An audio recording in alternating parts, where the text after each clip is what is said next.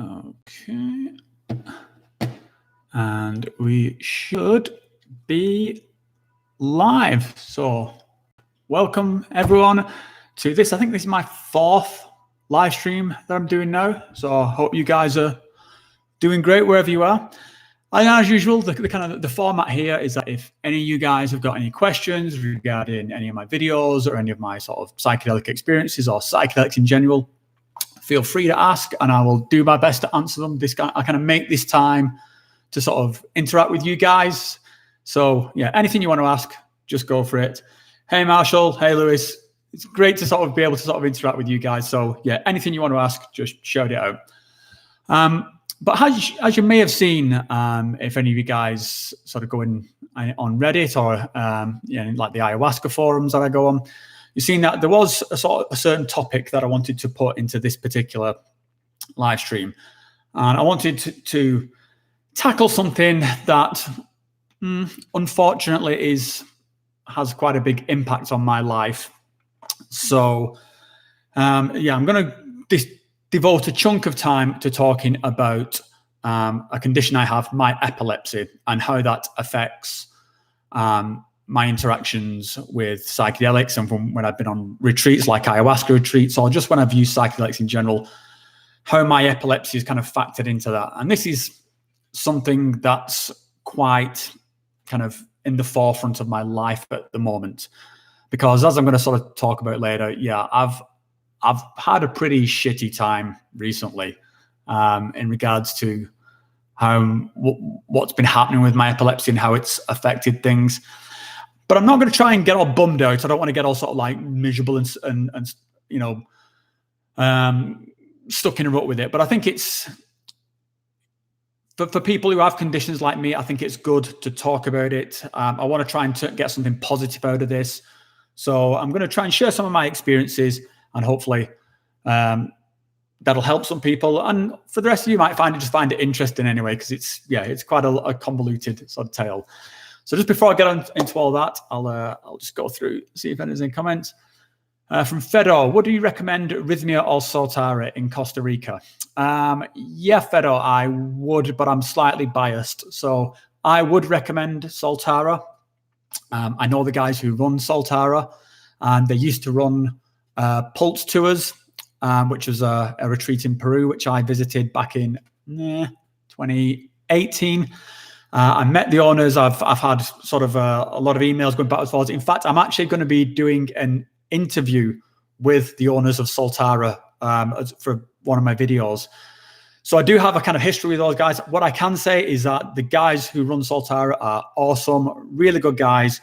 The retreats that they've done previously, and like I mentioned, Pulse Tours, which I went to in the Amazon, these guys know how to put on a good retreat. And I've got a friend who's been to Soltara a couple of times, and he says it's just one of the best retreats he's been on.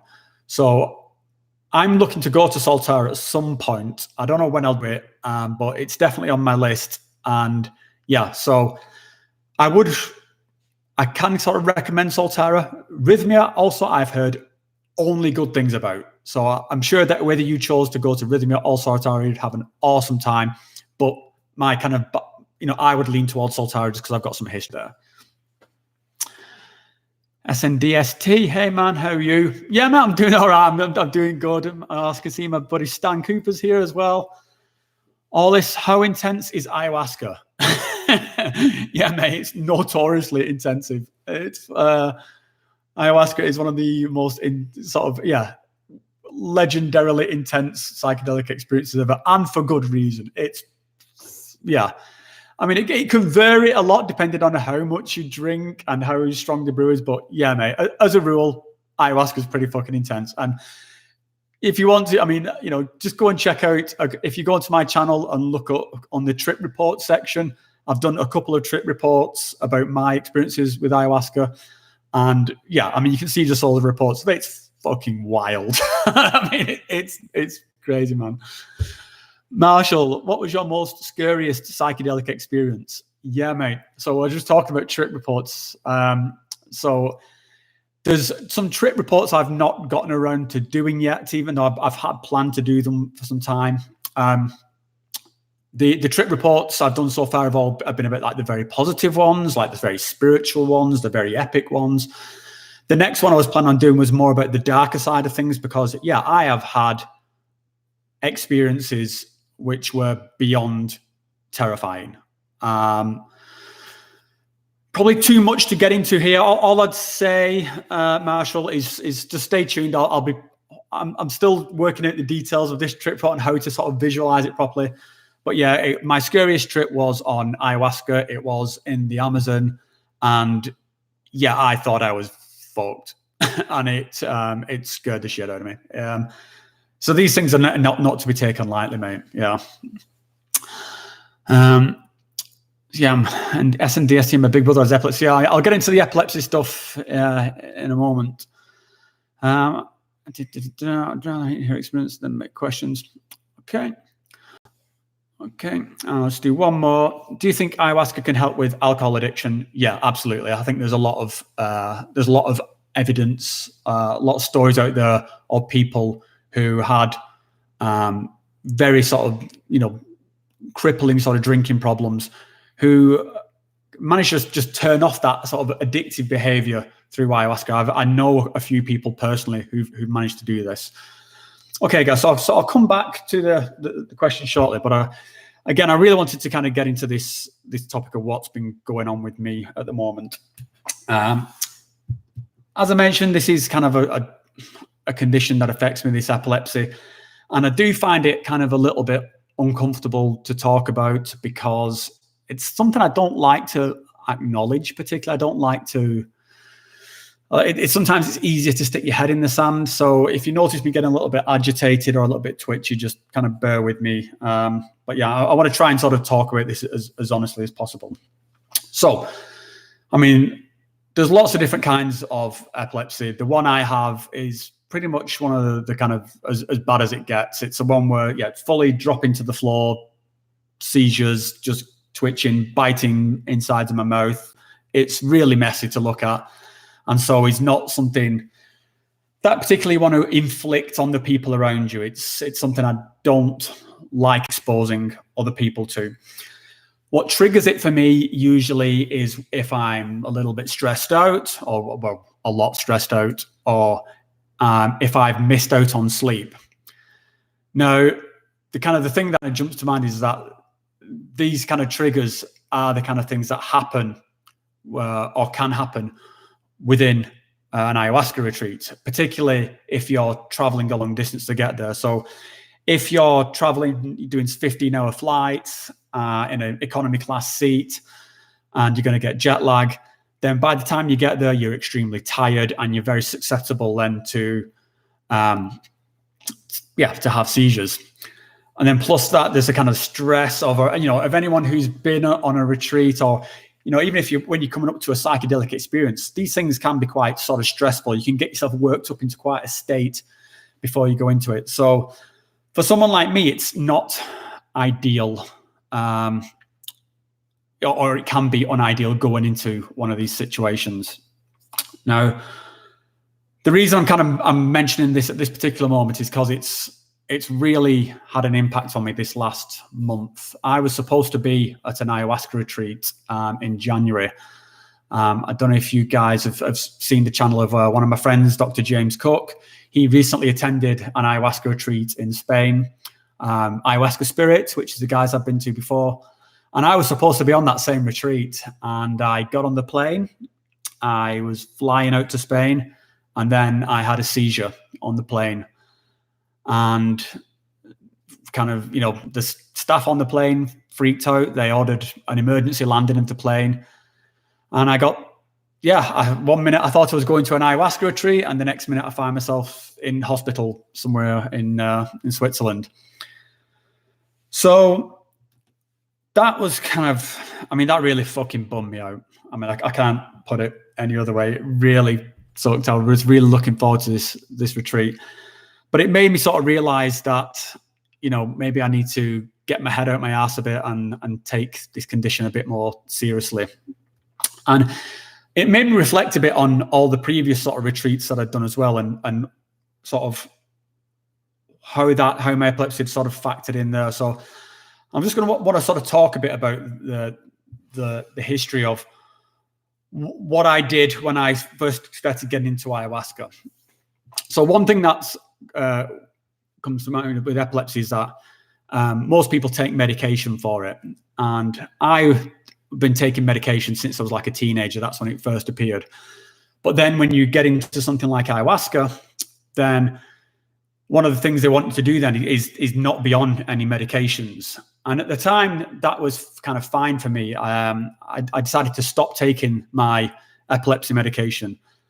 I wouldn't necessarily recommend this to everyone to stop taking medication, but for me, it just wasn't working anyway. I was having seizures anyway. So I decided, fuck it, I may as well not take the medication. And that was on my first trip out to Peru.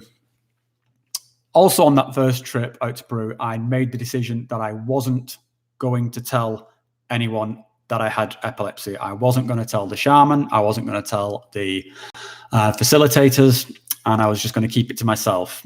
And that was a fucking terrible idea.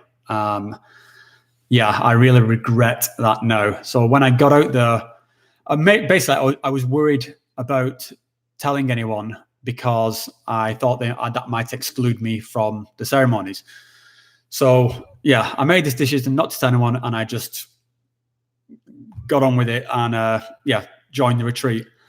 And on the first night there, I had a seizure. This was before I drank any ayahuasca, just on the first night after you arrived. So yeah, that was kind of bad because people were like hearing me sort of screaming as I was having seizures. I was freaking people out. I ended up sort of walking around in a kind of unconscious state and like blundering into people's rooms. So what eventually happened was after a couple of ceremonies, I decided I had to tell the shaman and I had to tell the facilitator because I didn't feel like it was fair to be basically something could happen to me and they wouldn't know what was happening to me, and that would sort of that would put the whole retreat at risk. So I fessed up to them and I opened up and I told them that I had epilepsy and I'd had seizures, and man, they were so compassionate. They were so like accepting and, just took me to one side and just, let me get it all out. And I felt like such an arsehole for not trusting them up front with this. So I guess the reason I'm sort of telling this is that if there's anybody who's in a similar situation who's thinking of doing an ayahuasca retreat and they've got epilepsy, just make sure that you be completely upfront with these guys. You've got to. It's not fair to keep a sort of a condition like that secret. And they could help. They were so helpful. They took me to one side because I was kind of nervous then about having a seizure during a ceremony and then just completely fucking up everyone's night. And they were like, "It's fine. If it's going to happen, it's going to happen. Just we'll make a space for you. We'll protect you. We'll sit around you. We'll make sure you'll be okay." And yeah, and like I say, I just felt like such a dick for not being upfront about that. Anyway, so that was on my first ever retreat. I've had seizures since on other retreats. One which I talked about previously when I did a sweat lodge, which was in the Sacred Valley retreat. Sweat lodge, for those who don't know, is like a high sort of very high temperature sauna kind of situation. You're in there for a couple of hours. And yeah, I did that and I came out and just pretty much immediately had a seizure. So yeah, I mean, my epilepsy has kind of been something that's conflicted with my kind of wants and needs to do these kind of activities. And I guess the thing that it's come to me is that you need to, I need to look after myself. You need to sort of I think I used to think of myself as being a little bit invincible, but yeah, I think this has convinced me that I need to, well, first of all, yeah, be completely open about my situation, which I have done since with every other retreat that I've been on. And also it's made me want to start taking medication again. I know this is going to be a factor because if I'm taking medication for epilepsy, then again, when you go on ayahuasca retreats, you have to be all medication. So I'm going to have to work out the kind of schedule of like when I stop taking my epilepsy medications and to do the ayahuasca diet. But yeah, that's something I've got to work out. So I'll just see there's a lot of questions sort of coming in. So let me just take a look through some of these. So from Puslenke Lonut, hi, which shaman or retreat in Europe do you recommend? Yeah, my go-to retreat in Europe is Ayahuasca Spirit. They are hands down the best ayahuasca retreat in Europe. I've been to, I think 4 different organizations in Europe. And yeah, just Ayahuasca Spirit is orders of magnitude better than all the rest. The main reason being for that is that they have a shaman from Peru who flies over to do these ceremonies in Europe. So you get this like traditional Shipibo experience that otherwise you can only get in South America. And you can have it here in Europe. And his medicine is like really strong, much stronger than all the other places in Europe. And yeah, and price-wise, it's very competitive. So definitely Ayahuasca Spirit Europe. Given the chance again, what would you prefer first time, DMT or ayahuasca? Ooh, yeah, good question, mate. Well, I would stick with the way I did it, which was I did DMT before I did ayahuasca, and I think that was the way to go.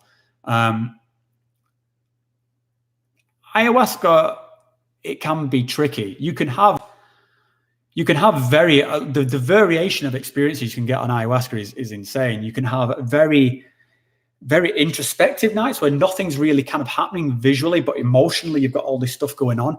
Or you can have these nights of just completely bonkers fireworks and just shit going on across 12 different timelines and stuff. DMT, I think, is much more consistent and just much more. I would say I personally have not seen the potential for a bad time in DMT. It's just fucking completely awesome every time. And just like, yeah, I think for me, like DMT was the game changer that led me to ayahuasca. So that would be the way I would kind of recommend it. But, you know, I know some people who jump straight in with ayahuasca. From Lewis, Salvia, have you tried it or still waiting?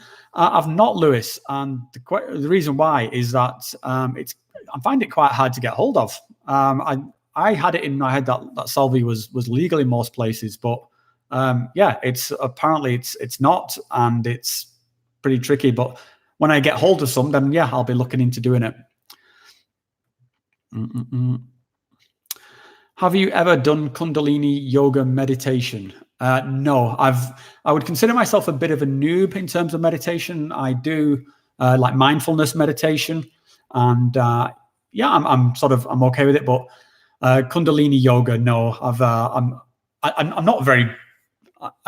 I've done like a bit of like regular yoga, and I'm not particularly stretchy. So yeah, but I guess if I ever get the opportunity, I'd try it. But it's not been sort of top of my radar so far.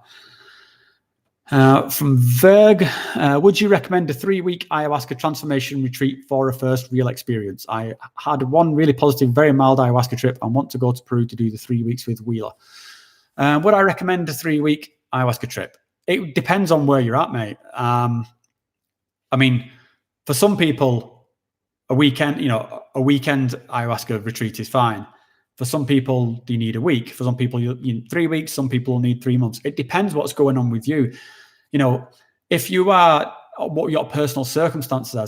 If you're, you know, an ex-soldier coming back from, you know, full of, you know, PTSD after 8 years of touring a war zone, you're probably going to need a longer time to try and feel like a human being again. So without knowing too much about your personal circumstances, it's hard to be able to make a recommendation. I would say there's nothing wrong with the 3-week ayahuasca retreat. The first one I did in Peru, I did 2 weeks, and but that was a week in the jungle and then a week sort of touring around the Sacred Valley, and that was a good amount.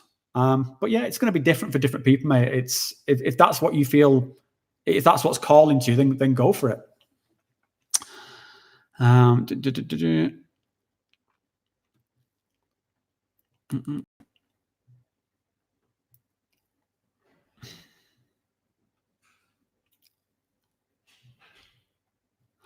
So from Wild Magic with the Dude, my only plant medicine experience has been with cannabis. Would you suggest I build up to ayahuasca, start with mushrooms or the like, or just go for it?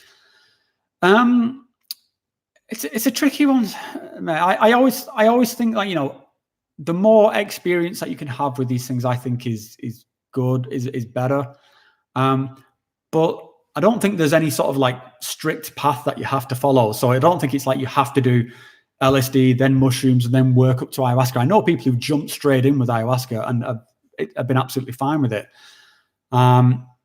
So again, I would say just go with whatever's calling to you at the time, or whatever's if you get the opportunity to do mushrooms, then go with mushrooms. Mushrooms can be an amazing experience. Very sort of I think mushrooms can actually be like, people underrate them. I think them as like some sort of weaker psychedelic. Mushrooms can be bonkers, absolutely bonkers. I've had some crazy experiences on mushrooms. So yeah, I'll just say just whatever becomes available to you. Yeah, go for it. I think the main thing with why I think it's worth trying a few things before ayahuasca, particularly if you're planning on doing like a retreat in South America or something, is that it's a big commitment. It's doing an ayahuasca retreat is usually, like a 7-day, very long distance journey. So yeah, it's kind of, you don't necessarily want to commit to something like that and then get out there and find out these psychedelics are just completely not for you at all. So yeah, if you get the opportunity to try some mushrooms or something beforehand, do it. And then you'll think, okay, if you like the feel of this space, then maybe you want to explore it more. So then, yeah, maybe commit to a bigger thing with an ayahuasca retreat.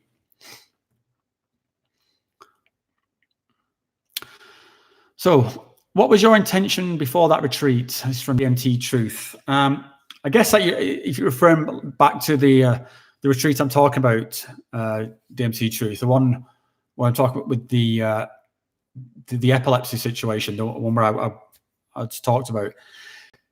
Yeah, my intention there, I had a very simple intention, which was I wanted to find out if this was the best version of me that I could be. I had a lot of stuff that was on my mind.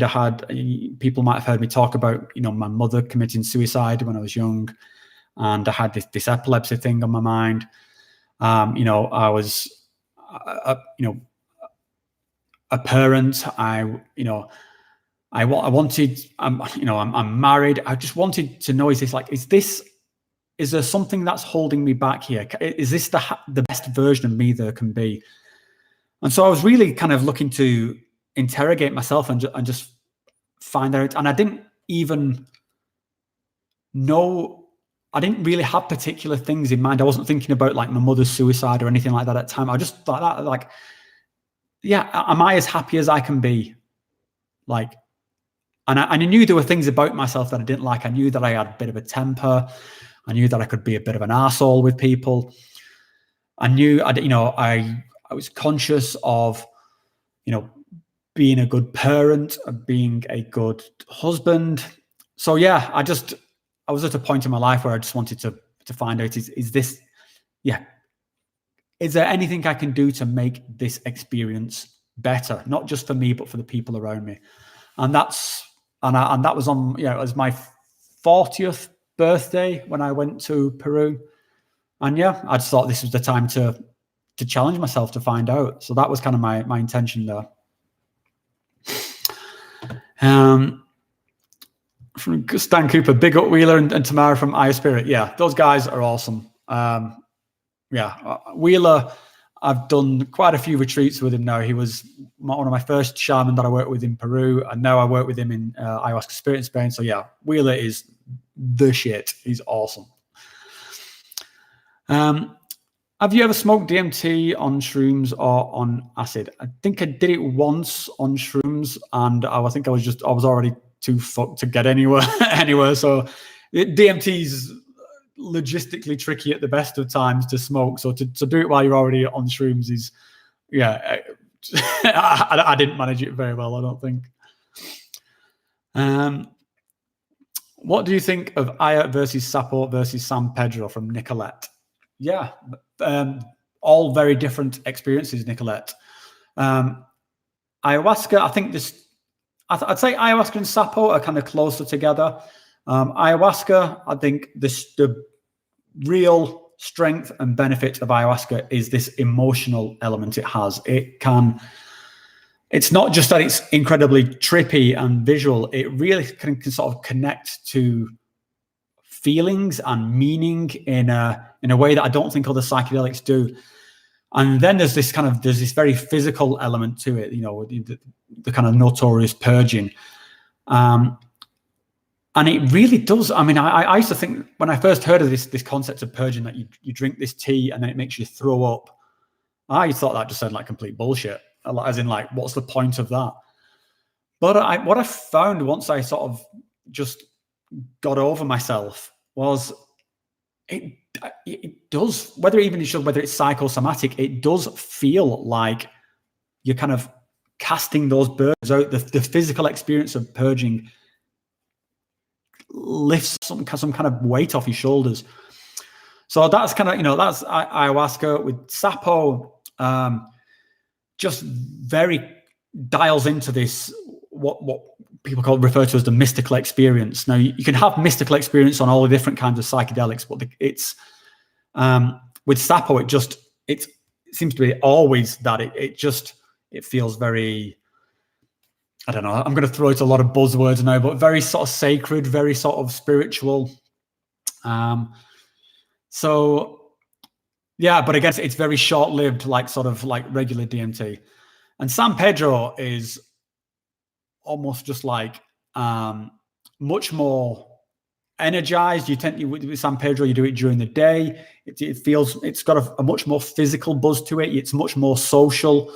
So I'd say it's, particularly San Pedro, is quite complementary to an ayahuasca retreat. To do San Pedro after an ayahuasca retreat or on the last day of an ayahuasca retreat is really complementary. But yeah, I think that each one of these things has got their own place. And I mean, yeah, I'd recommend just try them all if you get the chance.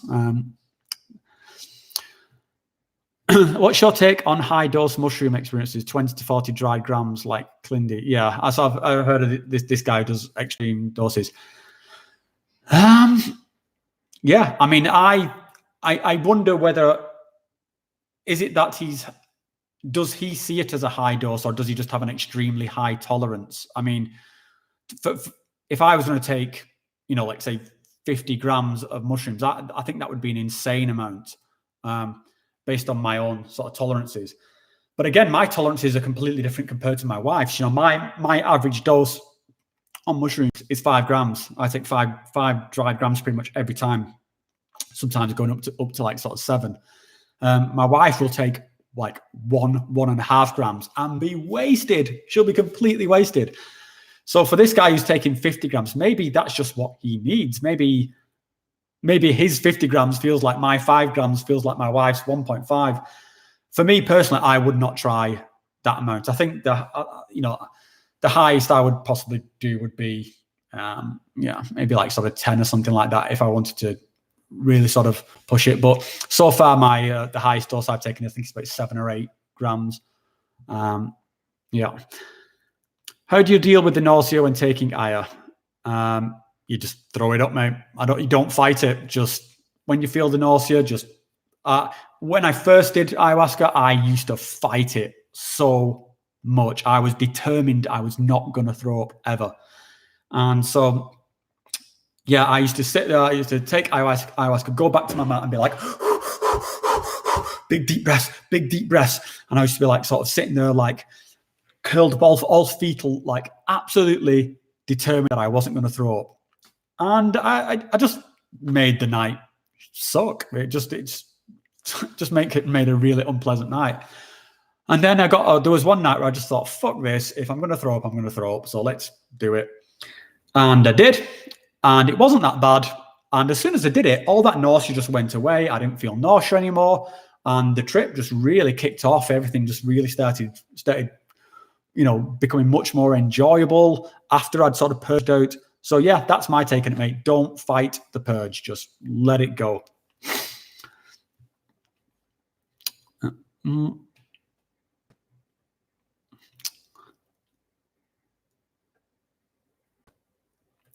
How long do shrooms work for you? For me, it's always about 3.5 hours. Yeah, I'd say that's about average, mate.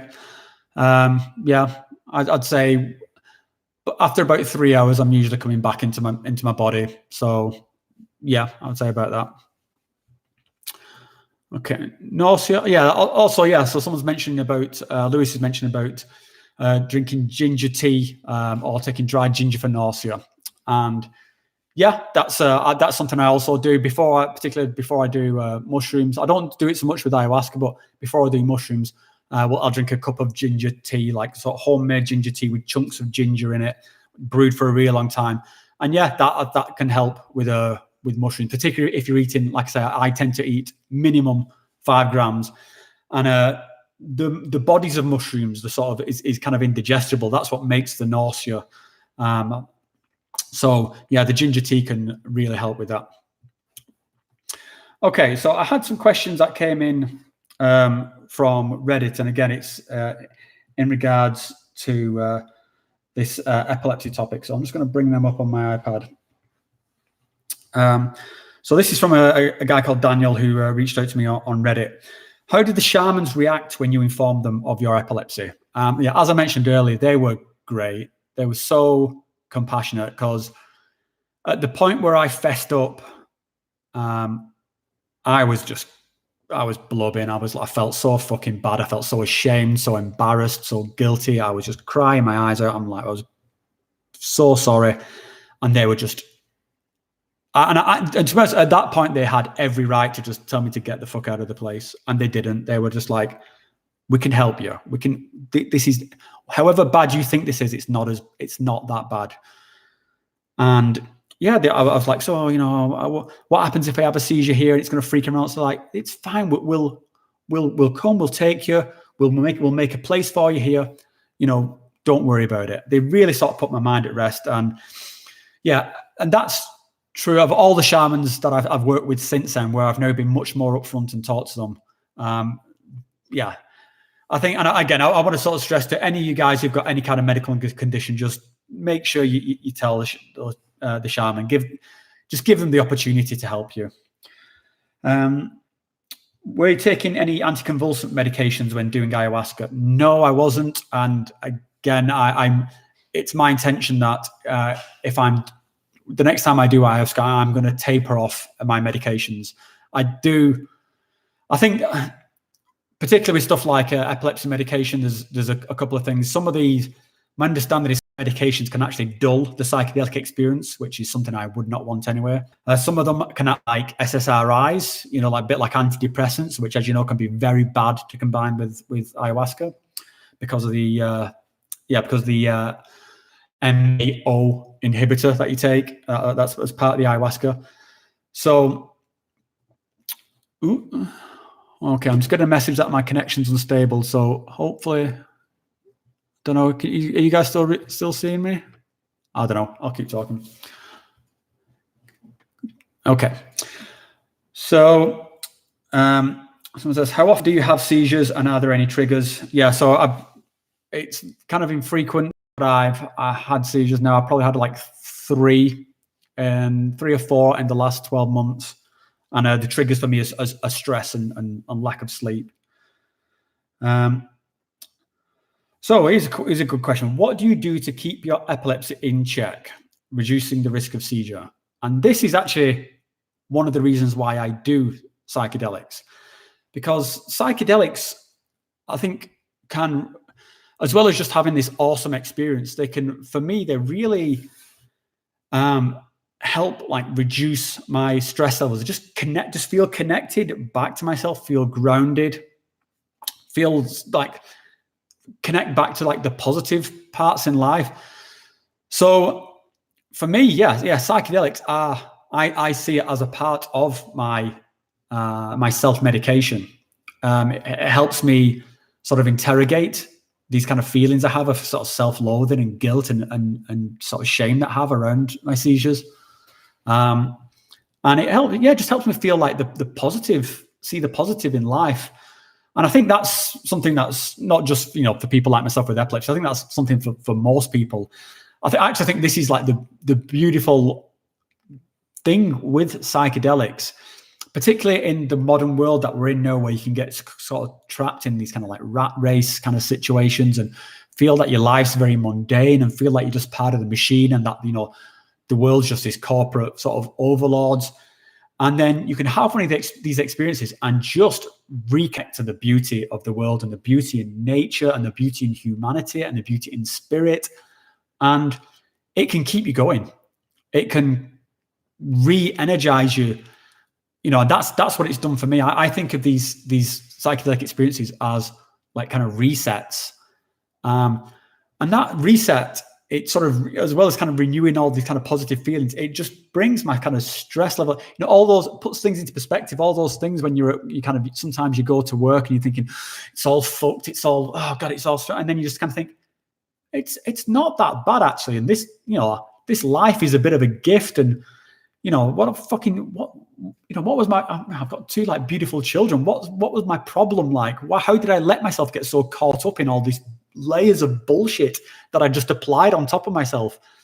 So yeah, I see psychedelics as the antidote to that kind of mentality, of this kind of mentality of modern living.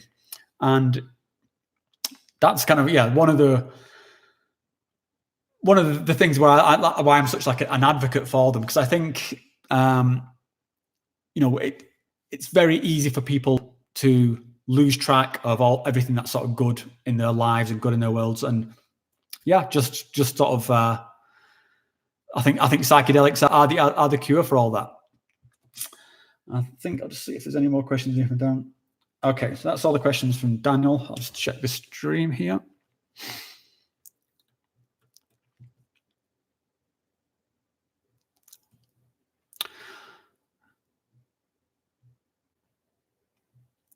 So a question here from Joantis, I think it is, Joan's Journey.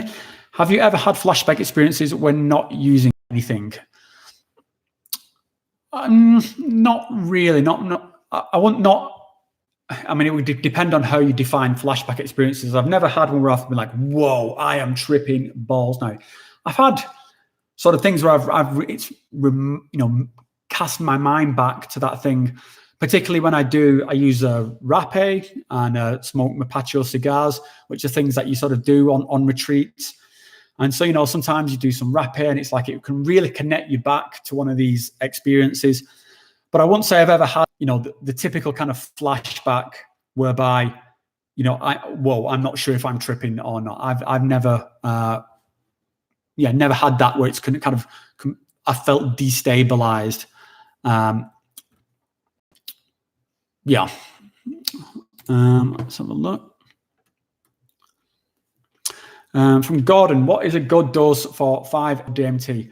Honestly, Gordon, I've got no idea. So when I did 5-MeO DMT, it was with a facilitator, a guy called Octavio Rettig, who, again, I've done a couple of videos about Octavio on my channel.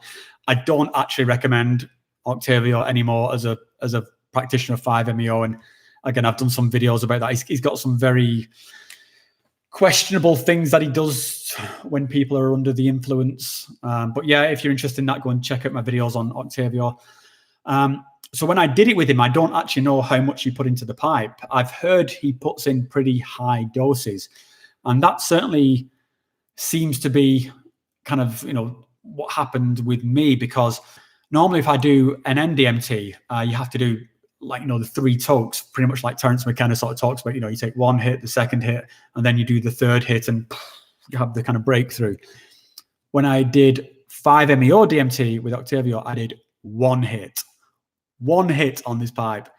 And the way he does it is that he wants you to be stood up. He wants you to kind of stand up, like you do it during the daytime. I was in a forest, and he wants you to stand up and kind of look at the sun. And yeah, I did this, and my body just stopped working. I just went like hit the deck like a sack of shit.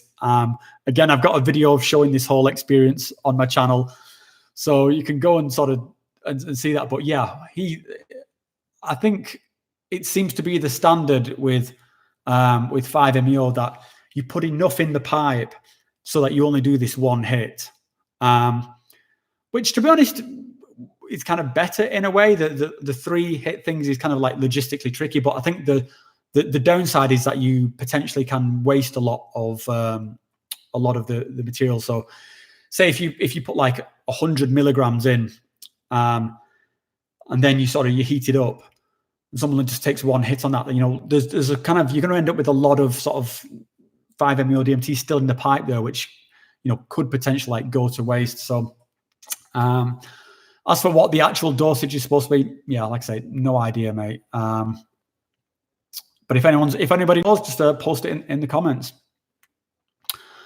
And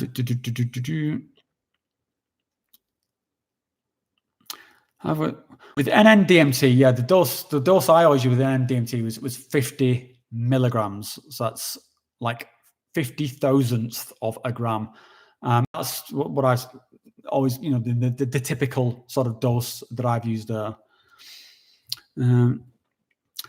So Broken Software just joined in. I have epilepsy currently under control by Kepra. Heard from an old Sami dude that epilepsy was how they knew who to train as a shaman when he was a kid during the early 1900s.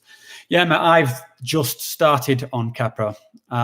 So literally I've been on it for, I think like a week or so now. Because yeah, I decided that maybe I should try some medication to see if it could help me, because I didn't want to be putting people through this, having planes have to land because of me. So yeah, I'll let you know how that works out, or you tell me, mate, if it's worked out good for you. What you mentioned here about this old Sami dude, there's this kind of interesting thing regarding epilepsy, where it's got this kind of mystical aura around it. Like there's a lot of traditions where people see it as like it brings you close to God. It's like it's a sign that someone's been touched by God or something. Or there's been quite a few sort of pop singers or rock singers where they like the most prominent one is Ian Curtis from Joy Division, where it's like it almost adds to the mystique of the person. And personally, I never got that. I fucking hate this condition. I would sell my soul to not have this thing be part of my life. So I always feel kind of a little bit uncomfortable when I hear about. I've heard of there's like some people who are like become monks and like are seen as extra holy, and some people even talk about that when they have seizures, that they can have these beautiful visions. For me, it's just always excruciatingly painful and extremely disturbing. So yeah, like I say, I never really understood that connection, but I'm glad that for some people they get something positive from it. Do you have any input on why this would be the case? No, mate, I don't. Like I say, for me, I wouldn't wish it on my worst enemy. I guess, it could be something as simple as it's shutting off, pieces of your brain are being overloaded and by, sort of extreme activity. So yeah, I guess that could stimulate things in the same way that psychedelics stimulate things. And there's clearly there's going to be parts of your brain which are triggering, so say like there might be a part of your brain which is if that gets enough stimulation, that triggers this kind of spiritual experience or mystical experience. So maybe that's what's happened for those guys. But for me, no, it's just horrible. Do you make your own NN-DMT? Good question, Gordon. Quick answer is no. I'm actually making a video on this topic at the moment, but no, I've never actually made it myself. I've never had to. It's always just been easy for me to get it. But I've got a few friends who've made it, and I think one of the things with like people assume that you have to be some sort of like genius chemist to make it. Apparently not. Apparently it's very easy to make, like just in someone's kitchen. As I mentioned, I'm going to be doing a video about that, but no, I've never had to make it myself. Is it best to go for the breakthrough dose or to try lower doses to get used to DMT before jumping in fully? I would say, and this is kind of true of any psychedelic, just, dip your toe in as much as you feel comfortable. And one of the things with DMT is because it works so quickly, you can smoke a bit, see where you're at, smoke a bit, see where you're at, and smoke a bit more, and keep doing that. If you want to try and get the breakthrough, it does take some discipline to do it. You have to get a lot of it into you within a short space of time. But for sure, yeah, you can try. When I did DMT, I didn't have a breakthrough dose for like the first 6 times. It wasn't for lack of trying, but it's still, I mean, even the smallest bit of DMT is the most psychedelic experience most people will ever have in their life. Just like one hit on a DMT vibe is just so bonkers that you can almost think like, it's almost hard to imagine like how the difference between how crazy things look and what a breakthrough is. But trust me, the difference is extremely significant. A DMT breakthrough is when it's happened, it like this. So it's not just the room being trippy or just like, whoa, this is like very psychedelic. It's a one-to-one reality replacement. It is absolutely nuts. I've just done a couple of conversations with a guy called Jonas Rosen where we talk about DMT quite a lot. So yeah, if you want to hear us sort of get into the details of it, check out those. There's one on my channel and there's one on Jonas's channel. But yeah, mate, you can test those waters, try a little bit, and once you feel like you sort of, you've got the lay of the land, then try for that breakthrough, because it's a game changer. It's an absolute game changing experience. How do you deal with this? Is from Virgo. How do you deal with memory loss after a psychedelic trip? How do you make sure you remember the lessons and insights you had and integrate them? Okay, so yeah, I guess what you're talking about here is that you get this kind of feeling of that, like some kind of truth has been revealed to you, and that some lesson has been taught to you, and it's very clear when you're in the trip, but as you come out of it, it just becomes very slippery and slips away. There's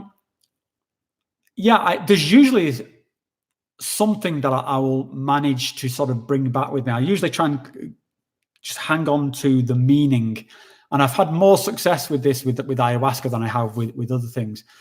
I couldn't say that there's any particular technique. Sometimes I do make notes in a journal. I've got written journals that I tend to take with me, and I'll just scribble some notes or draw something quickly, something that will help. But usually the main lesson will stay with me. But certainly those kind of feelings of like, the truth of the universe or the mechanics of the universe, yeah, that tends to just slip away. So yeah. So from Kai Caron, hi Rob, I've done Aya, but do you call on the essence of the plant spirit in between your sessions and allow this to work in a subtle way while waiting for your next retreat? Just curious. Yeah, mate. So this is like, as I mentioned, I work with rapé in between. So I do that to try and keep myself grounded and to try and keep myself like to dial back into the lessons of these retreats, to sort of remind myself of like, just to sort of, to when I talk about this, keeping the stress level down. So yeah, that's how I sort of keep myself in touch with the lessons. Rapé, mapachos, and just a bit of a mindfulness meditation. I've also doing a bit of playing sort of tribal drums, which maybe I'll do a video about one time on my channel. I've been doing that for about a year now, just sort of banging sort of rhythms out on a drum. And yeah, that's how I sort of I do stuff to keep in touch. From Broken Sofa. Oh yeah, I've heard of people having visions and out-of-body experiences during seizures. For me, it's just passing out and waking up sore as a bitch and major amnesia of the last day or two. Yeah, that's pretty much what it's like for me, mate. I just turn off, have an extremely traumatic experience. I wake up sore beyond belief because every muscle in your body just tenses up. If I'm lucky, I've not done any further damage, but I've dislocated limbs from having seizures. I've sliced my face open. I've bitten the insides of my mouth, so I'm walking with blood pouring out my mouth. And then you come back online slowly, and it's just thoroughly unpleasant. I actually have something to sort of mention back to one of my retreats I was on, where I had a seizure. I actually on that I fractured my spine having the seizure. That sounds a lot worse than what it actually was, but I fractured my spine in 3 places, and that's not. I was in extreme pain for the rest of that retreat. And I didn't even realize I'd done that until I got home and had an X-ray. So this is why I felt so bad about not telling the shaman and facilitators, because it's something I could have fucking died, and I just put them in a bad situation. So yeah. Jimmy says, can you hash out during the DMT hit? I'm not sure what you mean, Jimmy, mate. Just clarify this sort of question a bit. What do you mean by hash out? Okay. What is your opinion, knowledge, experience on schizophrenia predisposition gene or people that have it? I have it, but using marijuana and psilocybin helped me stay away from mental issues. So that's from No. It's a really tricky one, mate. So I think the thing is with schizophrenia and that kind of whole predisposition thing is it's just a completely unknown area. So people are just extremely cautious around it. So I fully believe that there are people who could have either schizophrenia or have a predisposition to schizophrenia and use psychedelics and be absolutely fine. I also believe that there's people who could be in that same situation who it could be incredibly destabilizing for them and completely fuck their lives up. How do you know which end of that spectrum that you're on? You don't. It's kind of like the only way you would find out is by putting yourself through that.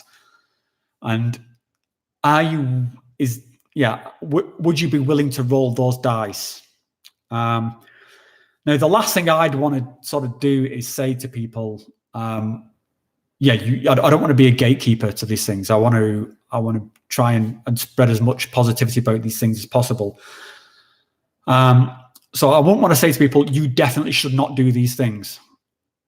However, there is a risk. And I think the risk, let's say the risk is 50-50, or even let's say the risk is like 80-20, 80% chance that you're okay, 20% chance you have a psychotic break.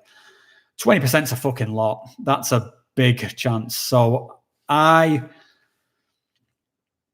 don't know. I don't know what to say to that one, mate, because like I said, I wouldn't want to tell someone not to do something, and I do believe it could be helpful to them. But I do believe you're rolling those dice. So it's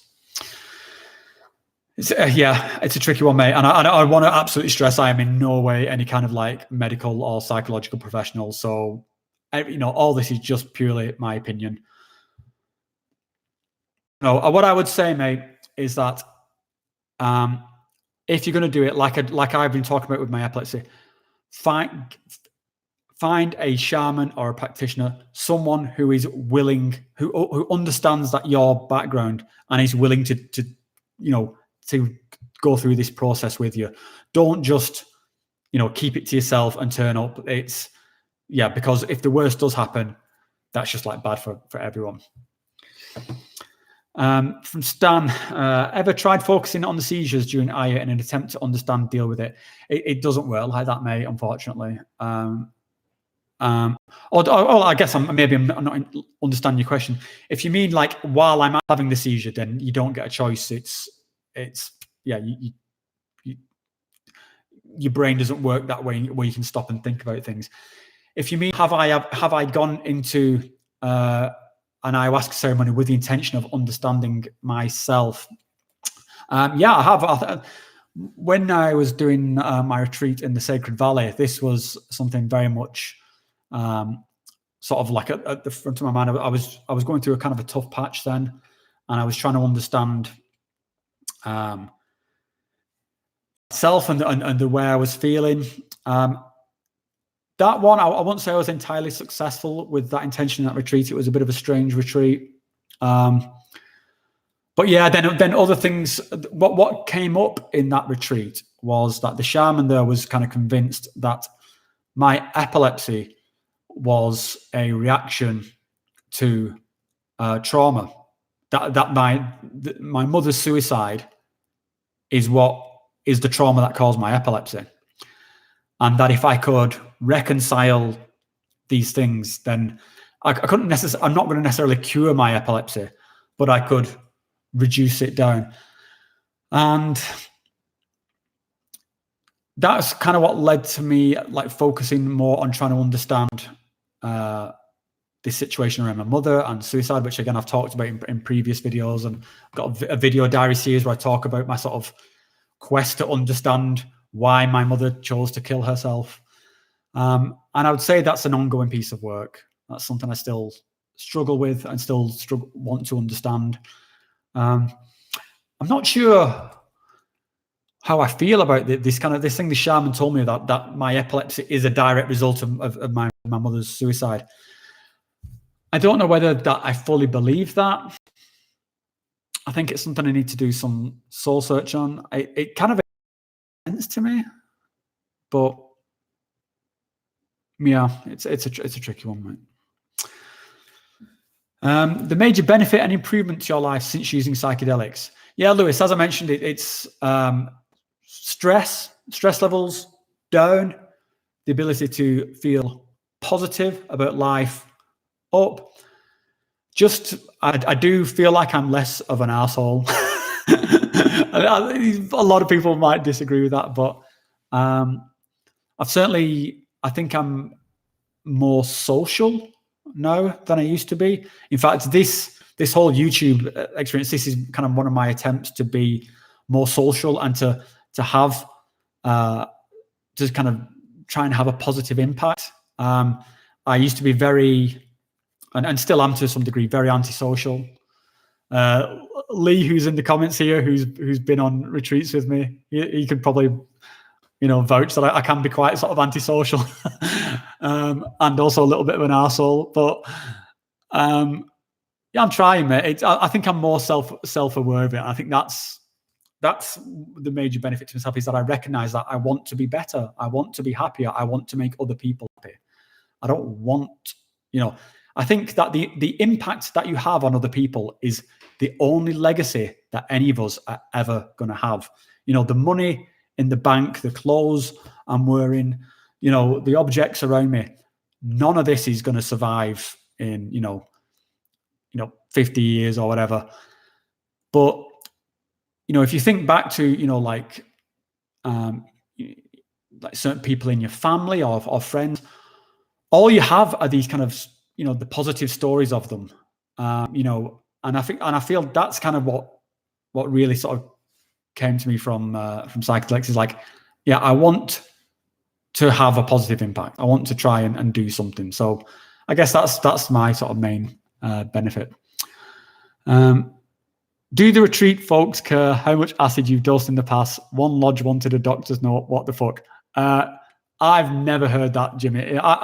The retreat centers I've been on give zero fucks what you've done on the pack. I mean, yeah, I've done a lot of acid, a lot of MDMA, a lot of mushrooms, and to be honest, I'd say most retreat centers I've been on kind of celebrate that kind of exploration, as long as you're not sort of doing it as an addict or doing it or as a bad as a behavior to block something out.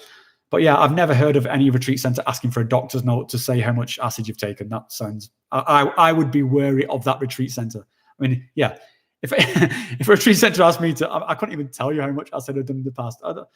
It's none of their fucking business. So they can fuck off. How is it with your epilepsy? Yeah, mate, it's tough. Like I said, this last month has been really tough for me. I was the fact that it caused me to miss out on a retreat. Not only did it cause me to miss out on a retreat because this plane had to do an emergency landing and I got taken to a hospital in Switzerland. Yeah, it actually cost me like €1,500. So just for the benefit of having, not only do I have the shittiness of the condition, but yeah, it's actually hit me in the pocket as well. So yeah, it sucks. Iboga,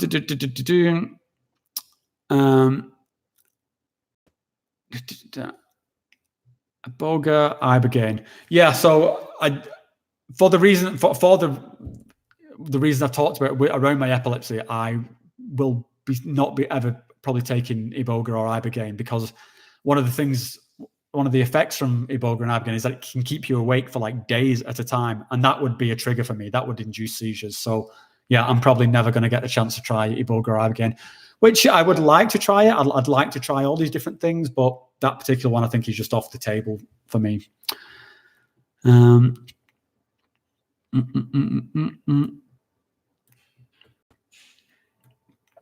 Okay, so that's, I think, pretty much all of the questions. Oh, there's one. Do you believe that a plant diet could be useful for the management of epilepsy? Yeah, that's a great question from Sneferu. So when I was talking to my shaman, to a shaman called Wheeler, about my epilepsy, and I said he was super understanding. He believed he could treat it. Now, not with ayahuasca, but through doing a plant dieta. Now, for those of you who don't know, plant dieta is where you basically it's sort of a retreat setting. Typically, you do it within isolation. So you kind of like you're in like a jungle hut by yourself for an extended period of time, sometimes weeks, months, even sometimes. And you're drinking a plant beverage. And it's kind of like a smoothie almost. And you drink this plant every day, and you're basically kind of like flooding your system with this plant. And yeah, Wheeler recommended that if I could do this, and it would take, yeah, probably like about 3 months of treatment. But he thinks he could reduce my epilepsy down to a situation where it's just not a factor anymore. This is something I've really had to sort of like consider, because obviously I would want to do something. If there was a chance of getting rid of my epilepsy, I would take that chance. However, taking 3 months out of my life to go and live in the jungle away from my wife and kids is just not practically possible for me at the moment. So I'm having to balance out this thing of like, okay, I want, should I take this chance to try and cure this thing? But yeah, can I walk away from my job, my life, my wife, my children for 3 months to go and live in the Amazon? So that's something I'm having to sort of to weigh up. It's a tricky one. But I talk to Wheeler sort of regularly, and sort of the last time I talked to him, like we were talking about doing like a smaller dieta, so maybe like sort of doing it in like sort of 2-week chunks. So I think that's possibly something I'm going to try this year, is that going and doing a 2-week plant diet, and just seeing if that brings about an improvement. And then from there, yeah, I'll work out whether to do a sort of a longer diet. Okay, so some other questions. How often do you take psychedelics approximately? How often do you feel the calling to go in, and how do you decide which substance you will use? Yeah, mate. So that's from Virgo. The frequency can vary a lot. So there's been times when it's been every weekend, and then there's been some times where I've not done it for months. Particularly since I've started doing these ayahuasca retreats, it tends to be a lot more sort of spread out. And particularly with ayahuasca as well, when you're in the run up to an ayahuasca retreat, you're not supposed to take anything. So you have like a sort of a break before, and then when you get back from an ayahuasca retreat, typically your mind's been so blown, you're like, fucking hell, I'm not touching those things again for a long time. So you have like a break afterwards. So I would say maybe for like the last year or so, then it's been like 4 or 5 times a year that I've done it. But yeah, there was periods where I was like, every weekend I would be like smoking DMT or something like that. How do you decide which one to do? I don't know, mate. I don't know if I have a system for saying that. It's just whichever one you feel the call. Sometimes you want that kind of cosmic mind blowiness of DMT, and sometimes you want that sort of more medicinal sort of feel of, like, say, mushrooms, or if you feel the call for a really deep healing, that's when I book an ayahuasca retreat. Okay, so here's getting some metaphysical questions. Does God exist, and what is God? Do you believe in God? Can we surrender to God? It depends what you call God, mate. Do I believe in some beardy guy in the sky, as along like the Christian Bible describes? Absolutely not. I don't believe that any of the major religions have got it right. Do I believe in some kind of higher power, some kind of like spirit of humanity, that there's something bigger than me? Yeah, I do. I feel I've had that experience, that there is something bigger than me, even if it's something I'm just imagining. There is an abstract that I can imagine that is I aspire to. And you could call it God, you could call it the spirit of humanity, call it what you want, but that is if there is a God, that's what I think it is. It is the abstract of our highest ideals, of the best versions of ourselves that we can be.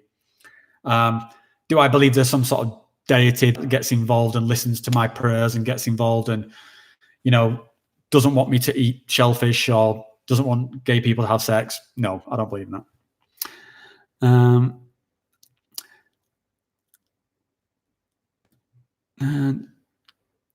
So from Leonardo, how do you choose a shaman? I've heard about shamans working with darkness. What are your thoughts on that?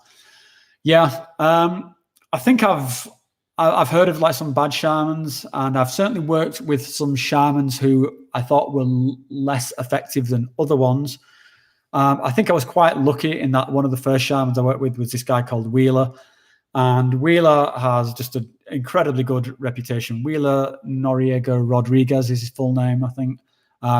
Worked at a lot of centers, extremely good reputation, really well established. And I was lucky enough to work with him quite near the beginning of my endeavors.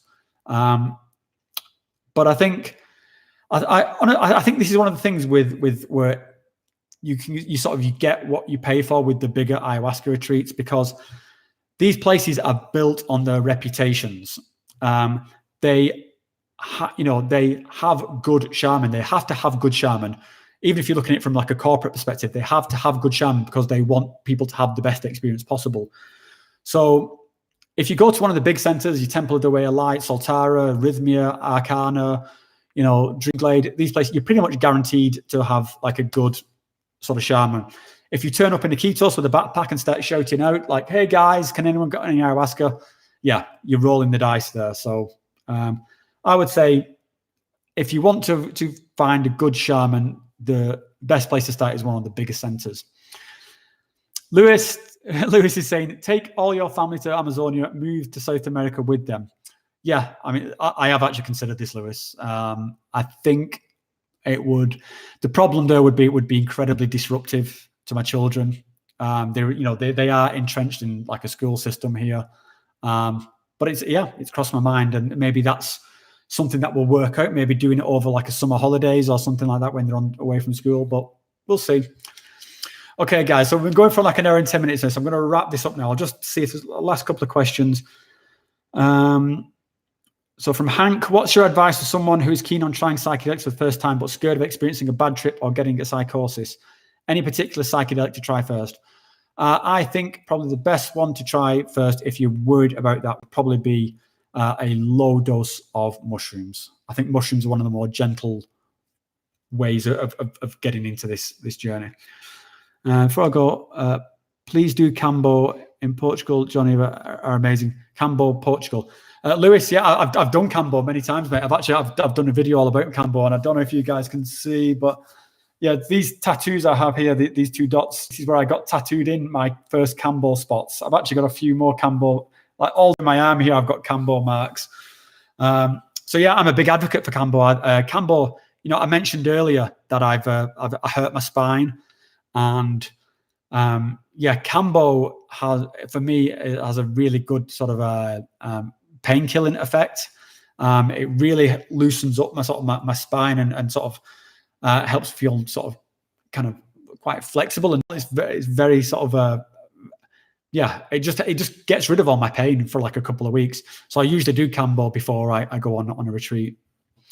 Okay, guys, listen, you guys are amazing. Thank you so much for all your questions. I hope I managed to answer most of them. If not, I'll be doing this live stream again around about the same time next month. Again, yeah, I mean, really, really, thank you so much for all your interactions. I really appreciate it. If there's any other questions that you guys have that I've not managed to answer, I do also have a subreddit where you can go and post questions there, and I'll do my best to answer them.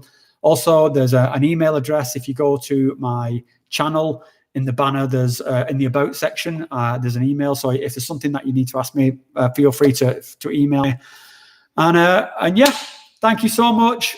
Thanks for watching. Thanks for participating. And yeah, you guys are awesome. I'll end it there, guys, and I'll look forward to interacting with you all again next month. Thanks, dudes.